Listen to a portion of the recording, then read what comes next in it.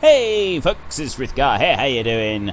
Welcome back to Estancia Lapacho here in Paraguay, and today we are doing things ever so slightly differently. It's going to be today and tomorrow actually. We're going to do the next 2 episodes like this, and you can probably see already by the way that I'm steering that I'm not using the steering wheel. A number of people have said to me over the last few months that they'd like to see me at least do 1 or 2 episodes without the steering wheel. And I figured, well, why not? Why don't we? I didn't want to do the entire week, but I do have a little bit left to do with the wheel loader up on the plateau, and I kind of figured that it would be good to include the wheel loader work without using the steering wheel, because using a steering wheel and a wheel loader is a perfect combination. Not using the steering wheel with a wheel loader, it makes that job almost impossible. It is so difficult to do it without using a steering wheel. It really is. And also using the Challenger as well. So I wanted to do both of these jobs. Why aren't you unhitching? Now you're unhitching. I wanted to do both of these jobs without using a steering wheel. So today and tomorrow, so for the rest of this week, we are going to do this without a steering wheel, just to see if I can do it. Because a number of people have thrown down a gauntlet saying that they don't think that I would be able to do it because I'm so used to the steering wheel. You forget, dear friends, that when I first started this channel and I was doing my very early time lapses, I did all of them without a steering wheel. I did not possess such a beast. And I did all those early time. You can see, if you watch the very early time lapses, before I sort of really started on any kind of coherent storyline or anything like that, you can see as I drive up the road that I'm using the steering wheel, and the wheels on the tractor are just sort of moving in spurts of the starts like you do with the keyboard steering.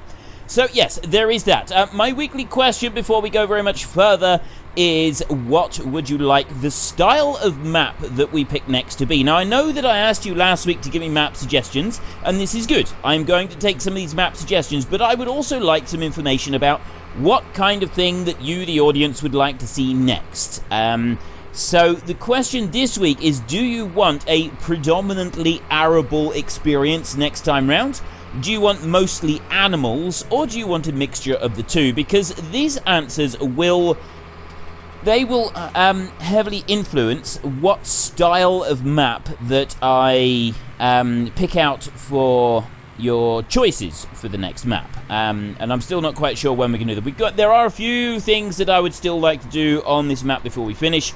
So yeah, we've got a little bit left to do. I just want to get a feel for what everybody is after, and the weekly question is a really good way to go about doing this. So that is yet another plan. Right.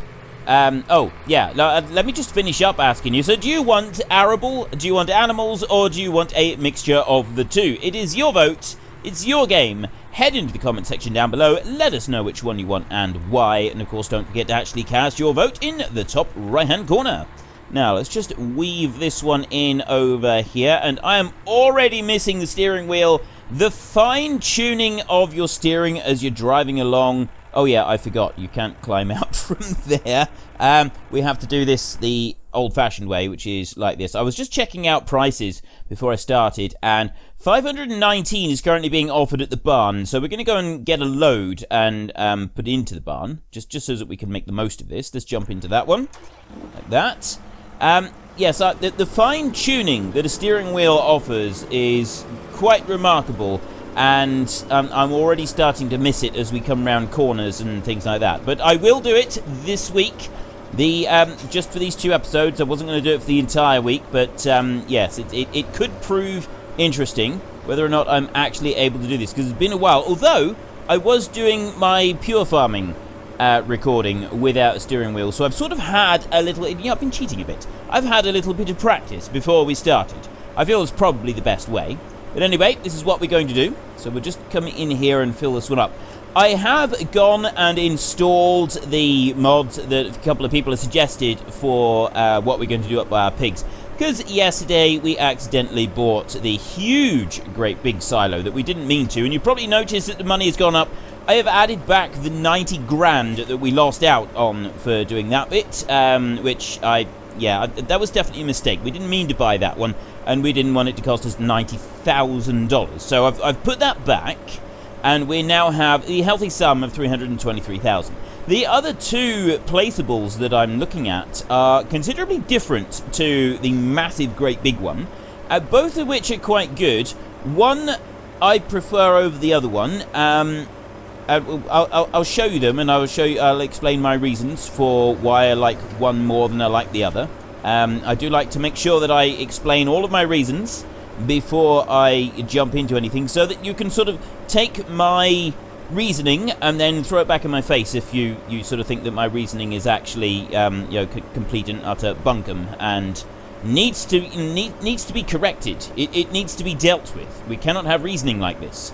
And I know that some of you do feel like that from time to time, so I'm always open to discussion. I'm always open to discussion and, you know, discussing how we do things, and we just switch that one off. Discussing how I do things, how I come to various different conclusions, and also discussing why you think my reasoning is completely and totally wrong. I just don't like obscenities and, you know, foul language. That's the only thing that we don't have. You can say that my decision making is moronic and words to that effect, but don't try to get too much more offensive than that, or your comment may be automatically blocked by YouTube filters. And YouTube filters are pretty good. They do occasionally get a bit overzealous, and I do have to accept comments that are not, you don't need to be blocked. Very often you'll find that if you've been putting a comment in, you've edited it a couple of times, they will then block that one out, and you won't be able to see it, and then I've got to go and approve it. And unless it's got... If you're just criticizing me, fine, I will always approve those comments, provided they have no bad language. If you are criticizing me and swearing about it at the same time, then the comment will go in the bin, because it's swearing, and I don't allow that. I'm just saying this because I had a couple of comments over the weekend, and it's now after the weekend, and a lot of you, well, certainly in the UK, you're enjoying a bank holiday weekend filled with glorious sunshine. I enjoyed glorious sunshine yesterday, but I no longer have glorious sunshine. Well, the world has glorious sunshine. I'm indoors in front of a computer doing recordings. My sacrifices for you are immense. But anyway, let me just go into there and start tipping that. Right. I had some comments, and, you know, it was quite a lot of criticism, and, you know, they didn't like my style of videos and so on and so forth. Now, I don't normally get rid of those comments, except that there was a lot of expletives put in there as well, and so I had to get rid of them. But then I got a private message: why are you censoring my messages? You can't control free speech. And this kind of nonsense again, it's not free speech, right? I'm not censoring free speech. You are free to say anything you want. The difference is, free speech does not equate to speech without consequence. Speech always comes with consequence. Yeah, free speech, just because you have the freedom to speak, does not mean that you have the freedom to force everybody else to listen to what you're saying. Freedom of speech does not guarantee an audience. So you're free to say anything you want, but there are certain rules and restrictions in certain places. And right here on my channel, I do not operate complete freedom of speech. I am a dictator, and with my dictatorial, is it dictatorial? Dictator, I'm not really sure. I'm a tyrant. I am an absolute tyrant, and with my tyrannical rule, let's just use tyrannical, because it's a little bit easier to remember than the other. With my tyrannical rule, I refuse to allow any bad language on here, and I will remove you from my from my platform. I will block your freedom of speech and anything else. So yes, wanted to bring this up because I've no idea if these. I've blocked this person completely. Well, it's actually two people. I blocked them from messaging me and from anything else, so that I didn't have to deal with it any longer, because it was getting, quite frankly, tiresome. Now I need to start that one up with this. And I need to, you press X to enable plowing, like that, and then I press Y to do that. I've got to remember all the keyboard controls, because a lot of the controls I have on, this is the bit that I don't like, trying to handle, this is going to be bad enough, but trying to handle bales with this thing is nigh on impossible. This is why I never used to use these. I always used to use if you notice in the early days, I'm not going to use the joystick either. The joystick is actually plugged in and ready to go, but I'm not going to use it either. I'm going to try and do this with the mouse. In the early days, it was all on the mouse, and it was all just using it like this. And I used to hate the articulated machines. They were horrible because you're trying to do them with the keyboard. It was just dreadful.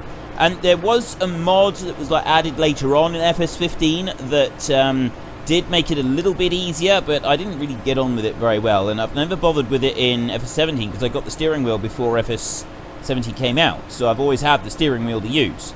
And we'll just see if I can actually get through this. I got that little bit left there. Maybe I can get through this. Let's see, it's doing something. So, yeah, anyway, yes, I am a complete and total tyrant, and I do not allow freedom of speech on my channel, and, yeah, well, I was actually called a dictator, and I was called all sorts of other things as well. I will add that in. I was called all kinds of things, and I don't mind. I absolutely got no problem with criticism coming to the channel, because unless I can see people's criticisms, I can't do anything about it. So I've got no problem with that whatsoever. If you want to criticize, you go right ahead. You jump down in the comment section and you tell me my videos are absolute trash, absolutely rubbish, and I will see if I can do anything to correct that. You know, if you've got some reasons, it does help. It's always useful if someone can say your videos are rubbish because then I might actually be able to do something about it. But when it just come along and just have this like expletive-filled rant about how rubbish my videos are, it doesn't really help, and it just upsets everybody else. So I tend to get rid of those. Now I need to try and get. I've actually chopped off quite a bit of that one. I've chopped off a huge chunk of this one. So steering with the keyboard is not too bad, actually. We might try and get something else to go with this one, just for a little bit, because I'm curious if I can do any other work with an articulated machine. I suppose we get the Big Bud up here. We can have the Big Bud this week, can't we? We've got the Challenger up here. We lost a bit of cash this week. That was because the animals escaped again. They keep doing this. They keep escaping, and then we end up having to pay money for what they've done, for what they've damaged, and things like that. And I'm starting to think that maybe keeping stock penned up is not really one of our strong points. It does seem to be that at a fairly regular basis our animals have escaped. So either we've got a saboteur working for us somewhere, or we're just not very good at it. Personally, I think it's probably the first one. I think we're just not very good at keeping the animals penned up. And maybe we need to do a little bit of work towards this. I'm actually considering just we've done it. Just redressing the balance of what we've got in the way of stock, because not stock. Sorry, stock. It's because I'm thinking about stock. What we've got in the way of random events. Whether I should alter these slightly, because we do seem to get quite a few related to, stock-related incidences where we're sort of driving. Ooh. Okay, well that wasn't supposed to happen. But yeah, we seem to have a lot of stock-related incidences where we end up our animals escape, and I've done several of the animals escape type approach, and I'm starting to think that maybe we should do something different. You know, it would be useful if the animals didn't escape all the time. Let's just move this one around a bit. We'll move it over here and bring it round that way. See, keyboard steering's not too bad. It does kind of work.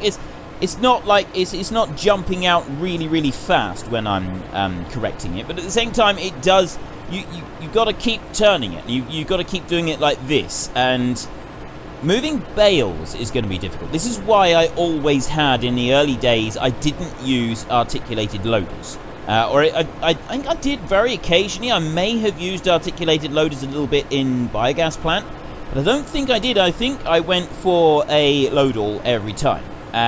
I know that in FS13, this was before I started recording, I used to use an articulated loader in the biogas plant, at least for a little bit. But then I managed to find a mod that was a one of the animal things. What is it? Mixed feeder. I managed to find a mod for a self-loading mixed feeder that had like a capacity of 1 million litres, and the where you fed the silage in on the biogas plant on FS13 in Hagenstadt, wasn't it?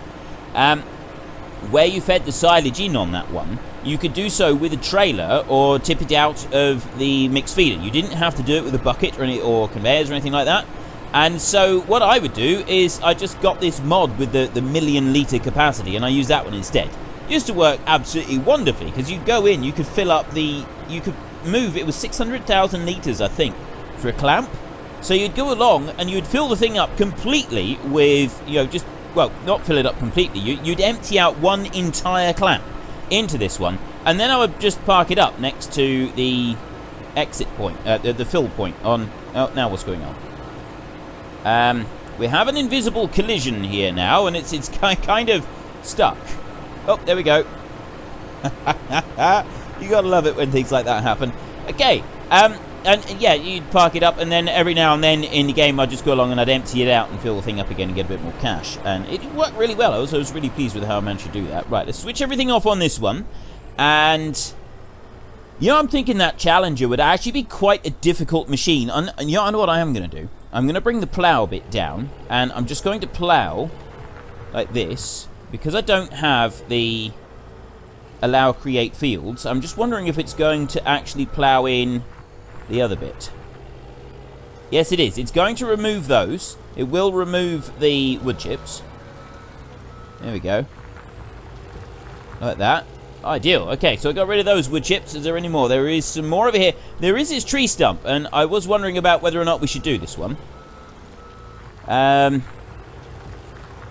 We'll just leave this one here for a minute, and we'll come back to that one. So now I'm thinking we'll have a go with the Challenger, because doing this one without the steering wheel could be quite difficult, because this one's very, very sensitive on steering, isn't it?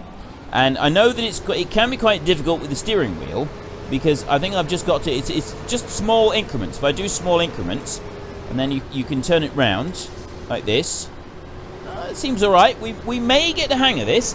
Let's get back over to our yard, and that was a very realistic dismount off the side of the plateau. Completely 100% realistic. That is how you would do it every time, obviously. I can't imagine that anybody wouldn't want to do it like that. Now, what I want to do, actually, is I want to get a cultivator. So I want to get the bigger cultivator that we've got. I think it's out in the yard, if I remember correctly. I am going to hose things off a bit first, though. We're just going to stop here. We're going to grab our pressure washer here a minute, and we're just going to hose things off. Let's just come down through that one there, and we'll come around the back a little bit, and just do the bar along the back. This bit would be terrible. If you're doing this in real life, this bit round here, not quite so bad. You'd have a few bits there that would sort of give you a bit of blowback, but no. It's this one here. You would get a phenomenal amount of blowback on this one because of all of these little bits right here. All around these little bits here, the dirt would accumulate, and trying to wash it off, it wouldn't matter where you stand, you're going to get blowback off of that. And what that is, for those of you who've never used a pressure washer before, tractor wheels are the worst possible thing for getting blowback, right? This is one of the worst. What happens is you need to wash inside the tractor wheel, and you've got to get all the way around. You normally put on a set of waterproofs when you're doing a bit of pressure washing, just because it's the sensible thing to do. You're going to get covered in mud and water and everything else. And you will get blowback on certain areas. If you're just pressure washing a flat area, it's fine. You're not going to get any issues. But when you go to the tractor wheel, and I don't know about these so much, but certainly on a normal tractor wheel, you work around the tractor wheel, and there's always going to be little bits where the water goes every single direction all at once. And you sort of work your way across it, and you try to stand over here, and then you hold the lance out at an angle so it doesn't quite blow back to you. There will always be a bit in the tractor wheel that will find a way of spraying you with mud and water. There's always blowback when you work on a tractor wheel. And I reckon that bar along the back there on that plow, you'd probably get a huge amount of blowback on there as well. I'm fairly certain you would. I'm not saying it's a guarantee. I'm not saying it's an absolute certainty that you get blowback on that one. But in my experience, having done many hundreds of hours of pressure washing of all types of machinery and other devices as well, I'm 99% certain that that bar there would give a huge amount of blowback. And all I've done is drive up the road just a tiny little bit and park it in a field, and it's already dirty. It's a bit of an issue for me, that is. It shouldn't be getting dirty that fast, surely. I've literally just set it down on the ground. Never mind. What's done is done. We can't really do anything more about it. What I haven't done on this map yet is I've done no muck spreading or slurry spreading, and it was something that I was planning to do, but it's kind of just never really materialized, and I'm starting to think that maybe we won't do it on this map. We're not going to worry about the muck spreading and slurry spreading, but we will do it on our next map. Well, so long as you want animals. If you want animals. Saying that, though, I am still planning to go and visit Under the Hill, and I'm thinking it'll be after this map. We will go and do a few weeks on Under the Hill and take a look at it. So I'll probably do a bit of muck spreading and slurry spreading on there. I'd like to try and have a look at all the different jobs that we can do. I'm planning to have 20 or 30 cows, 20 or 30 sheep, and probably pigs as well. I'm thinking that we'll set it up on the map, on Under the Hill. 20 or 30 of each of the animals. We got a few fields there as well, and we'll just sort of go through and take a look at the different, doing all the different crops and stuff that we can do. But at the same time, now, I got a problem here because I don't actually know what the beacons are. There is a button for the beacons, and I don't know what the button is. Is it that one? No, that's the horn. See the horn? Yeah. It's not those two. And then you've got the number pad over here. It's not the number pad. Oh, that's some lights. It's not that one. I don't know. I don't actually know what button it is that you got to press in order to enable the beacons. I need the beacons. I'm supposed to have them on. Alright, we're not going to put the beacons on today. We're not going to worry about beacons. We're just going to imagine that we've got the beacons on. And you can tell me which button it is to press, but a word of fair warning to you, there's little point because by the time I read it, I will have recorded the other episode for this week as well. So I'm not going to know what the beacons are unless I actually go and look at... I could actually go... I'm sure that there is the control set. Let me go and have a look a minute. No, I think to actually... No, I remember now. To change the actual control settings, you can't do it from within the game like you can with some games. You've got to go back to the main menu. So you've got to save and exit the map and then go back to the main menu and come back round that way. Which I don't actually intend to do. So, yeah, you can tell me in the comment section, but I won't be able to act on it ready for tomorrow's episode because that one will be recorded before I read this. That one will actually be... These are actually all recorded before the first episode of Estancia Lapacho goes live in the week. So anything you tell me, I do act on it when I can, but the way that my recording has to plan out for the week is all of these episodes are recorded before the first one even goes live. And I know that it can be a little bit annoying for people at times, but it's for me, for doing my recordings and for planning out the week and getting the best sort of possible approach to doing it all, it's worked out. This definitely is the easiest option for me.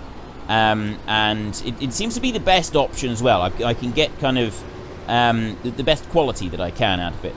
Now, I'm going to bring this one in here, and this is going to be quite interesting, I think. We're going to start cultivating here, and I do feel that this... I know that it's got quite long spikes on it, so really we should be not turning sharp corners with it, but that bit we're going to overlook. I'm going to just imagine that this doesn't have the really deep... spikes on it, so we don't have to turn quite so sharp, and we're also going to ignore any points where I go backwards.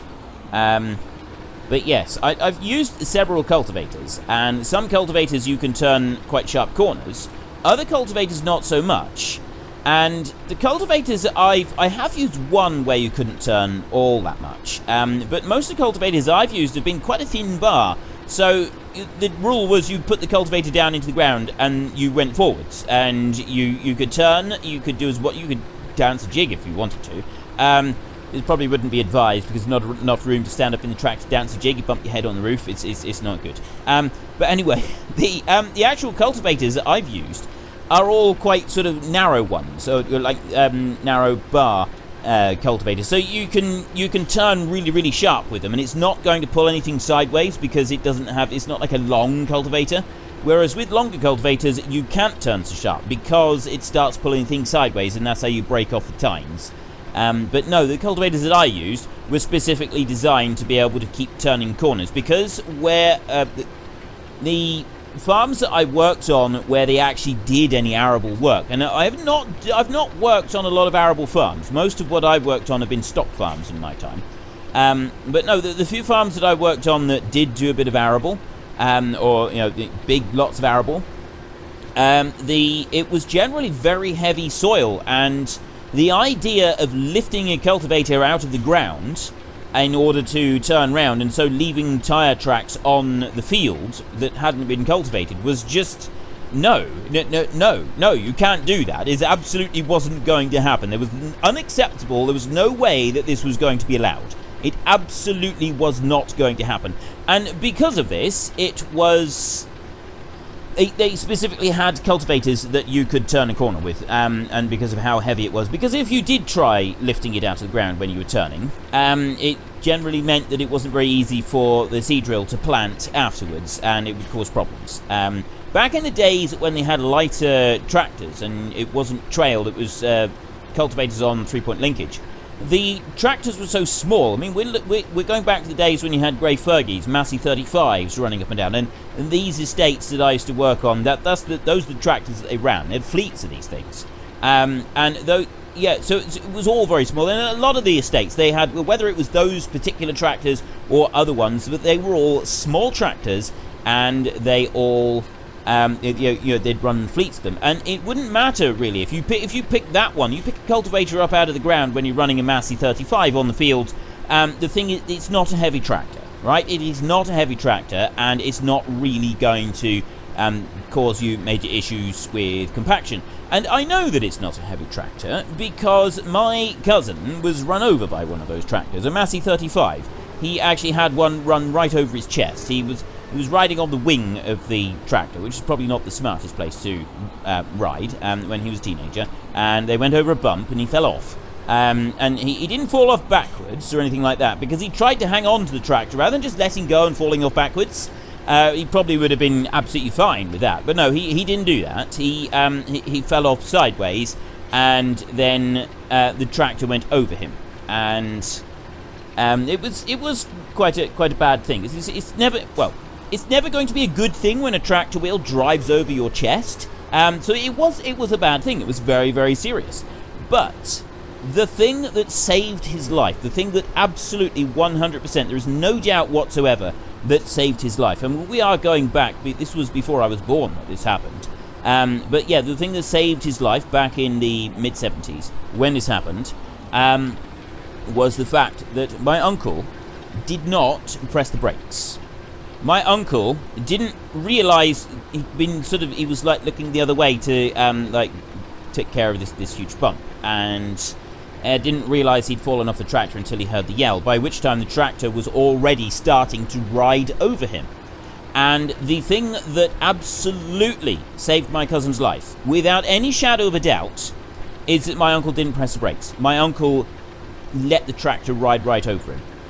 He didn't stop. He didn't he didn't slow the accelerator down, because it wasn't a foot accelerator, it was just a hand accelerator. He didn't yank back on the accelerator or anything. He drove right over my cousin.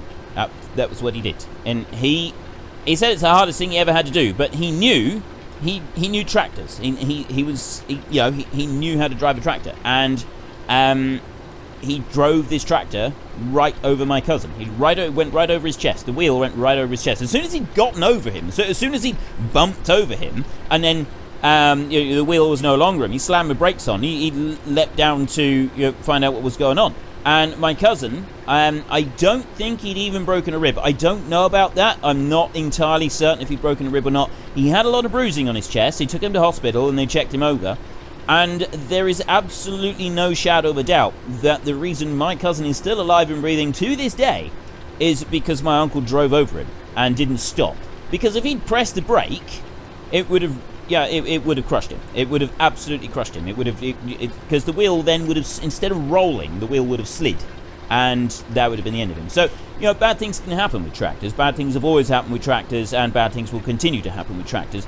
But you know that a Massey 35 is not going to cause serious compaction issues, because a tractor can drive over a teenage boy and not do anything more than just leave him with bruises. Whereas if this Challenger right here, or, you know, a monstrous great big 250 horsepower John Deere tractor, or, you know, something like that, were to drive over the chest of a teenage boy, there wouldn't be a lot left of the teenage boy. It's highly unlikely that he would. So I'm not going to say it's impossible, but I'm saying it's highly unlikely he'd survive. I know a few incidences of a tractor driving over a person. A small tractor. I know of a few incidences like that where someone's fallen off and they've driven over them, and that's always the time. The ones whose lives were saved were the one who had a driver who didn't press the brakes. Pressing the brakes caused the wheel to stop turning and slide, and that is the action that would inevitably cause serious harm, instead of, you know, the person getting up and walking away. My cousin got up and walked away after this tractor drove over him. Right? He got up and he walked away. I mean, yes, they did drag him to hospital afterwards and have him checked over just to make sure that it was all right. And it did hurt to breathe for some time afterwards because of the bruising. But he had a lucky escape, and that's how we know that these tractors aren't all that heavy. I mean, yeah, don't get me wrong, they're heavy, and I'm not recommending this. I just hasten to add, I'm not recommending that you go home now and you try to get a Massey 35 and you drive it over yourself, because it's not going to end well. It's really not, right? But yes, it's surprising sometimes what can save a person's life and what doesn't. But anyway, I've kind of run out of time for today's episode. We've been going around this field. I'm going to do another round, I think, and I'm doing all right, I think. I mean, we are sort of, the turning is not quite as smooth as it was, but we are definitely, it's not too bad with the whole keyboard steering on here. So we'll continue with keyboard steering in tomorrow's episode. We're going to see if we can keyboard steer. We'll get that JCB. We'll take the JCB and we'll put that down. We'll drive it down to the main farm, and we're going to try and handle a few bales. Because we could do with giving the animals, the cows, a bit. Hang on, look. I'll tell you what. We can look at this. I was looking for see if there was a setting on here that we could change, but there isn't. We want to go into here. Look, see, hay and power food. They're both quite low, so we could do with giving the cows a bit of food. And I figure that we could use the what do you call it, sat down there behind us with the who's-a-majig, the thingamajig on it. You know what I'm talking about. The JCB over there with the stump grinder on it. I think we'll keep the stump grinder just in case we want it for anything else. It's unlikely at this stage, but we may want it for just a few more things. We'll go down there and we'll grab that one, we'll drive it over to the farm, and we'll see if we can use that one to load up the mixer wagon. We'll put a few bales in there and we'll see how it gets on. I'm not sure if we've got a grab for it though. We may have to get a grab for it so that we can actually make this operate properly. I'm not sure what grab we want to get. We'll probably just go for my usual one, which is the big fork. I really like that one and I get on very well with it. It's absolutely perfect for the wheel loader, because you can stack the bales up 3 or 4 high on there before you've got to move them around. But anyway, we'll worry about that tomorrow. What I'm hoping is that another time or two round this field will have a big enough boundary along the edge that I can set the hired help doing the rest of this field. We can just press H. They will carry on. They will finish this field for us without driving off the edge of the plateau. And we will then be able to go and do that bit over there. And just wondering if there's anything else. I suppose, yeah, we want to drive the big bud around a little bit and do a little test with the big bud, see if there's anything we can do there. Ooh, I have an idea.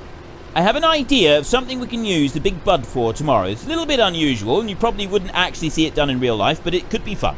So we'll try that as well, and we'll see what we can come up with. But anyway, my weekly question for this week is, what would you like my next map to be mostly about? I am doing Under the Hill after this for a few weeks. We're going to take a look at it. I've decided that I'd like to have a look at that one. So Nickadoo has asked me very kindly if I'd be able to do something with that map, and I do really like it. It does look fantastic. His videos on it are amazing, so I would like to do a few weeks of Let's Play on that map, and then after that we will move on to our next map that it will be voted for by all of you. Do you want that next map that we move to be predominantly arable? Do you want it to be mostly animal-based? Or do you want a neat and tidy mix of the two? Just, oh, no, hang on. I want to drop that one down there, and then we can carry on. Yeah, do you want it a mix of the two? So it's your vote. It's your game. Head into the comment section down below. Let us know which one you want and why. And, of course, don't forget to actually cast your vote in the top right-hand corner. And if you enjoyed this episode, then please head down below and give us a like. And if you really enjoyed it, then please tell your friends all about me. Get them to come and watch as well. That would be awesome. And until next time, thank you very much for watching. This is Frithgar. Goodbye, and see you later.